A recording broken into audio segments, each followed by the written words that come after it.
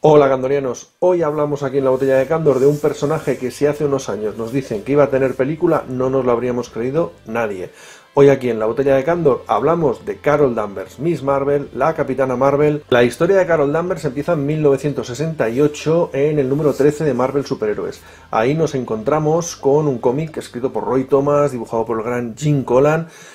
donde el protagonista es el Capitán Marvel de aquella época, un tal Walter Lawson, que es algo así como un guerrero Kree renegado. Bueno, la cuestión es que Carol Danvers era uno de los personajes secundarios, el interés romántico del héroe, del protagonista. De hecho, era el personaje que habitualmente era secuestrado por diferentes villanos, y precisamente en uno de estos secuestros, cuando el villano por antonomasia del personaje, un tal John Rogue, que también tendrá su versión en la película, secuestra a Carol, un accidente con un cacharro llamado psicomagnetron explotará y le dará a Carol los mismos poderes, o al menos muy parecidos, a los de su contrapartida masculina, el Capitán Marvel. Después de esta breve etapa como personaje secundario a finales de los 60, tenemos que dar un salto en el tiempo y plantarnos a finales de la década siguiente, a finales de los años 70. Son tiempos en los que Marvel, y DC también, intentaban compensar la falta de lectores, o mejor dicho, buscar lectores nuevos, intentando encontrar nuevos públicos donde fuera. Entre ellos, el público femenino. Estaba claro que los cómics superhéroes hacía tiempo que gustaban a los chicos, pero había que intentar también que gustaran a las chicas, y por tanto, a finales de los 70 aparecen cómics protagonizados por versiones femeninas de los superhéroes de toda la vida. Aparecen cómics de Hulka, de Spider-Woman, etc. Y bueno, uno de los elegidos para tener cabecera propia va a ser precisamente Carol Danvers, que retomará los efectos secundarios de aquel accidente con el psicomagnetron y va a tener su propia cabecera a partir de enero de 1977. La cabecera no se va a llamar Capitán Marvel o Capitana Marvel. En inglés lo de capitán y de capitana no se distingue, y como ya existía un Capitán Marvel, se decide que la serie se va a llamar Miss Marvel.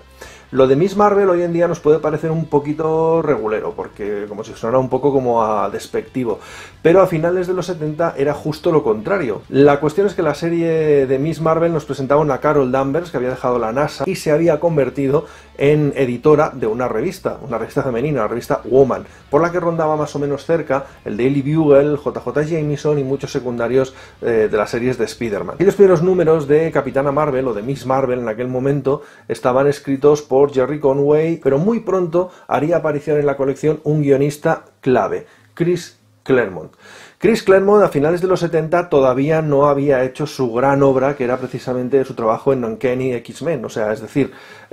su trabajo con los mutantes de Marvel. Pero evidentemente pues ya era un guionista que apuntaba maneras. Claremont le coge muchísimo cariño al personaje, se encarga de dotarle de villanos propios, secundarios propios, la va apartando de los secundarios de Spider-Man, y consigue que el dibujante con el que empieza a trabajar, Dave Cockrum, con el que por cierto luego trabajará en Uncanny X-Men y conseguirá cosas tremendas, bueno, pues le diseñe un traje completamente nuevo a Miss Marvel, el traje por el que prácticamente, que va a llevar prácticamente toda su carrera hasta tiempos muy recientes. Cockrum, otra cosa no, pero diseñando trajes de superhéroes, bueno, sabía lo que hacía, así que le va a dar un nuevo aspecto totalmente diferente a esta Miss Marvel, y como digo, pues una de las etapas breve, porque estas colecciones en general no duraron demasiado, la de Miss Marvel tampoco, pero un periodo breve, pero digamos que brillante, de la historia de Carol Danvers en Marvel. Tras esta primera experiencia como protagonista de su propia serie, Carol va a parar a los Vengadores, se convertirá en miembro de pleno derecho de los Vengadores, pero sin embargo esta etapa no va a ser exactamente todo lo que cabía esperarse, ni todo lo interesante que quizá debería haber sido. Especialmente cuando llegamos a un número crítico en la historia del personaje, que es el Vengadores número 200, escrito por Jim Shooter, que además resulta que era el editor Marvel, el gran jefazo Marvel de aquella época. Probablemente esto ayudara a que este número saliera adelante. Bueno, hay que decir que en este episodio, dibujado además por Josh Pérez, ocurren un montón de cosas rocambolescas. Básicamente, Carol es abducida por un tal Marcus, que parece ser una especie de hijo del villano Immortus. Bueno, la cuestión es que este Marcus se lleva a Carol a otra dimensión, donde con mecanismos un tanto extraños parece que la enamora. Bueno, no sabemos lo que pasa, pero cuando vuelve a nuestro plano resulta que Carol está embarazada y tiene un hijo de este tal Marcus, que resulta que crece muy rápido, y cuando crece es el mismo Marcus otra vez. Está claro, ¿no? Está muy claro. O sea, el padre y el hijo son el mismo. No lo entendéis, yo tampoco. Bueno, da igual. La cuestión, es que resulta que en realidad pues bueno, Marcus quería venir a vivir a nuestro plano, a nuestra dimensión, se había enamorado de Carol, parece ser que ella también de él, pero necesita una serie de maquinarias para quedarse en este plano nuestro y los Vengadores no están por la labor a que un personaje como este se quede por nuestra dimensión. Así que se cargan esas maquinarias y obligan a Marcus a volver a ese limbo donde había ocurrido todo lo anterior. Con Marcus vuelve también Carol, y ahí está un poco la madre del cordero. Si ella básicamente se le había lavado el cerebro para quedar embarazada, para tener a ese hijo, y ahora decidía volver otra vez con su, digamos, violador, eso chirriaba bastante incluso en aquella época. Así que esta historia se publicó, cabreó muchísimo a muchísima gente, especialmente a los viejos fans de Carol Danvers, y entre ellos estaba ¿quién? Pues nuestro viejo amigo Chris Claremont, que en este momento ya era un gran guionista de los mutantes y decide rescatar al personaje para las series de los X-Men. Los planes de Claremont pasaban sobre todo por devolver la dignidad a Carol Danvers, la dignidad que se había arrebatado en esa historia del Vengadores 200. Esa corrección iba a empezar sobre todo en el Vengadores Anual número 10, donde Claremont, a través de una historia en la que se continúa los argumentos del Vengadores 200, deja muy claro que Carol nunca estuvo realmente enamorada de Marcus y que cuando éste muere en el limbo, ella vuelve a nuestra dimensión y vuelve bastante cabreada con aquellos Vengadores que no hicieron nada para evitar que ella fuese básicamente secuestrada y, aunque no llega a decirse en el cómic, violada para dar a luz un hijo que nunca había deseado. En ese anual número 10 se produce también un enfrentamiento con la Hermandad de los Mutantes Diabólicos, donde estaba Mística, que era un villano habitual de la galería de Miss Marvel, y Pícara, y de hecho más o menos es aquí, digo más o menos porque aparece realmente fuera de plano, pero es aquí donde hay un enfrentamiento entre Carol Danvers y Pícara, entonces villana, en el que Pícara absorbe los poderes, y los va a conservar mucho tiempo, los poderes de Carol Danvers, así como parte de sus recuerdos, etcétera, etcétera. Bueno, la cuestión es que después del enfrentamiento con esta hermandad de mutantes diabólicos, el contacto con Pícara, etcétera, Carol, como digo, está bastante enfadada con los Vengadores y decide no volver con ellos. Se siente traicionada por sus propios compañeros, así que lo que va a hacer es quedarse en casa del profesor Xavier y quedarse, por tanto, con los X-Men, con los cuales va a vivir una buena temporada. Así que Carol Danvers se va a convertir en uno de los personajes habituales durante una temporada en Uncanny X-Men. Una de estas aventuras con los X-Men la va a llevar al espacio y la va a llevar con unos enemigos tradicionales, digamos, con los que se había encontrado ya alguna que otra vez, que es los personajes del Nido. Durante esta aventura, Carol va a descubrir que tiene una especie de genes latentes que cuando se desatan la convierten en alguien mucho más poderoso de lo que había sido hasta ese momento. Aquí Dave Cockrum, el dibujante en ese momento de la colección, le crea un traje diferente, un aspecto distinto, y esta nueva Carol Danvers va a empezar a llamarse Binaria y se convertirá en una especie de ser cósmico que desde ese momento se va a quedar a vivir en el espacio con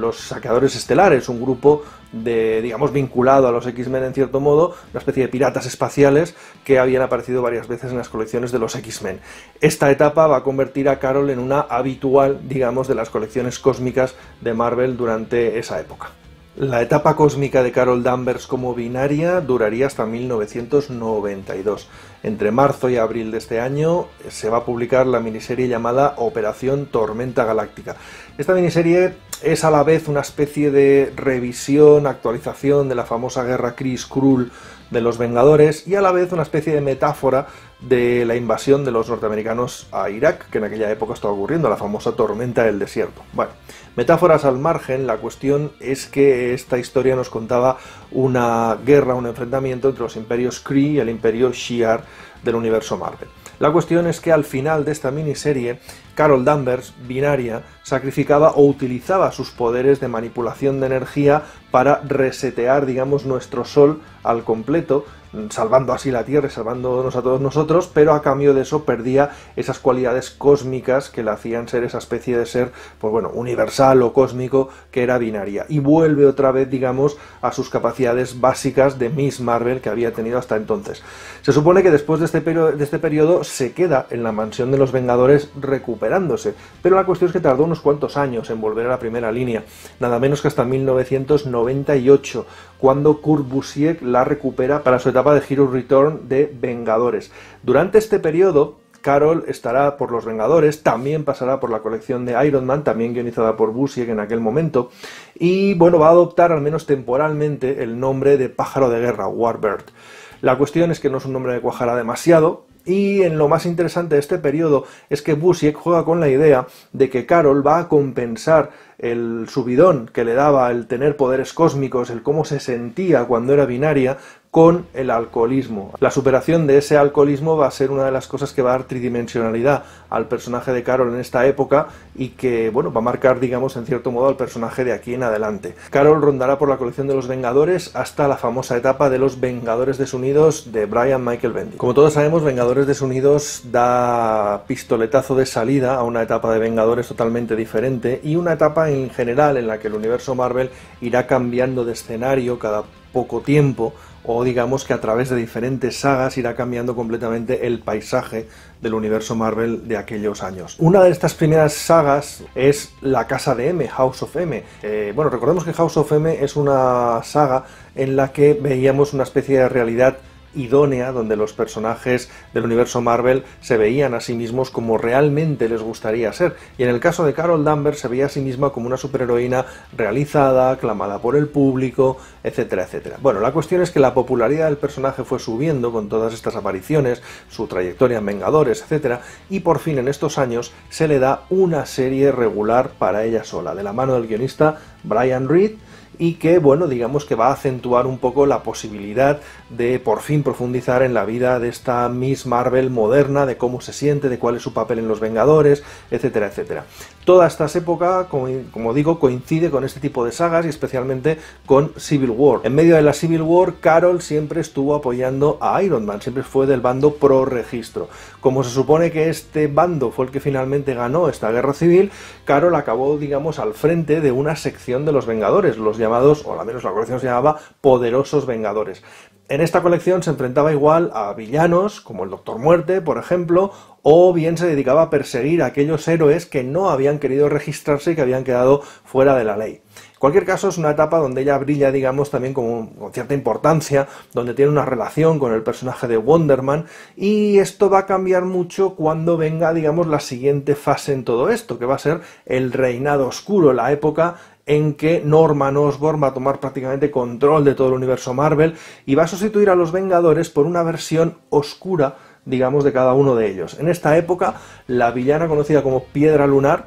es la que va a ocupar el lugar de Miss Marvel, convirtiéndose en una especie de Miss Marvel oscura. Evidentemente habrá un enfrentamiento entre Carol Danvers y Piedra Lunar, que digamos va a ser un poco el colofón de aquellos años. Toda esta concatenación de sagas va a acabar especialmente en Asedio, el momento en que los viejos héroes, digamos, habían solucionado sus antiguas rencillas y tienden un asedio nada menos que a Norman Osborn en el entorno de un nuevo Asgard, etc. Todos estos acontecimientos le dan a Carol Danvers bastante popularidad, la suficiente como para ser por fin titular de su propia colección, y no solo eso, por fin del nombre de Capitán Marvel o Capitana Marvel en castellano. El volumen 7 de Capitán Marvel, recordemos que este iría detrás de todos los volúmenes protagonizados por el Capitán Marvel masculino, con lo cual, aunque era el primero en que Carol Danvers asumía el nombre de Capitana Marvel, realmente había habido mucha historia de Capitán Marvel antes que ella. Bueno, la cuestión es que este volumen está escrito por Kelly Sue DeConnick, que es una guionista fundamental a la hora de entender a Carol Danvers, porque va a ser la versión de esta mujer la que vamos a entender como Carol Danvers moderna. Kelly Sue DeConnick va a girar todas sus historias a partir de la idea de que Carol Danvers es una mujer empoderada que va a tomar sus propias decisiones y que absolutamente nadie le va a tener que decir lo que tiene que hacer y cómo tener que hacerlo. Es más, a partir de este momento queda muy claro que ella es una heroína a la altura de los grandes personajes Marvel. Es capaz de plantarle cara al Capitán América y nadie duda que está a la altura de los más grandes. Precisamente el hacerse cargo de un título como Capitán Marvel es lo que se va a utilizar, digamos, para dejar clara esa herencia que por fin va a recuperar el personaje de Carol Danvers. Esto llega hasta el punto de que en una historia Kelly Sue DeConnick hace que Carol Danvers vuelva al pasado, al momento en que ocurrió ese accidente que le dio los poderes, y ella tiene la oportunidad de detenerlo, tiene la oportunidad de parar ese accidente. Evidentemente no lo hace, pero con eso nos da a entender que este personaje no ha surgido por accidente, ni digamos ha sido una víctima del destino, sino que ella misma desde el principio ha decidido ser quien es y ser como es. Hay que decir también que en este momento es cuando aparece la vinculación del personaje con el mundo de la aviación. Kelly Sue DeConnick es una hija de pilotos, por tanto conoce muy bien el mundo de la aviación, y eso se lo traslada a Carol Danvers, que es a partir de aquí cuando se potencia esa faceta como piloto de las Fuerzas Armadas. Como digo, pues también personajes secundarios nuevos, una revisión del origen y un gato. Es la época en que adopta a un gato llamado Chewie, que también se convertirá en uno de los personajes habituales de esta etapa. El siguiente volumen, el número 8, llevará a Carol esta vez al espacio de la mano de los Guardianes de la Galaxia, y digamos que vuelve a retomar en cierto modo esos aspectos más cósmicos del personaje. Será un volumen mucho más distendido, mucho más, digamos, ligero que el anterior, bastante divertido en términos generales, y bueno, cuando vuelve a la Tierra después de sus aventuras en el espacio, es la época de las nuevas Secret Wars en Marvel, allá por 2015, cuando todo el universo Marvel colapsó, se fue al garete y se reconvirtió de arriba abajo. Sobra decir que Carol también tuvo un papel en todo esto, tuvo que ver también en los eventos del llamado Battle World, pero eso, digamos, lo explicamos otro día mejor. La cuestión es que cuando aparece, digamos, la nueva etapa de Marvel, la llamada All New, All Different Marvel, bueno, pues nadie duda a estas alturas que, por supuesto, la Capitana Marvel tiene que tener un papel en este All New, All Different. Y aquí es donde aparece un nuevo volumen, el llamado volumen 9, escrito por Michelle Fazekas y por Tara Butters, que son guionistas de la serie de televisión de la Agente Carter, por ejemplo, y dibujado por Chris Anka, que se dedica a rediseñar ligeramente el uniforme de la Capitana Marvel. Y bueno, pues digamos que lo consigue acercar todavía más o hacerlo todavía más estilizado, más interesante. En esta época, Carol se dedica a tomar el papel que hasta entonces había ejercido la sección, digamos, espacial de S.H.I.E.L.D., la llamada SWORD,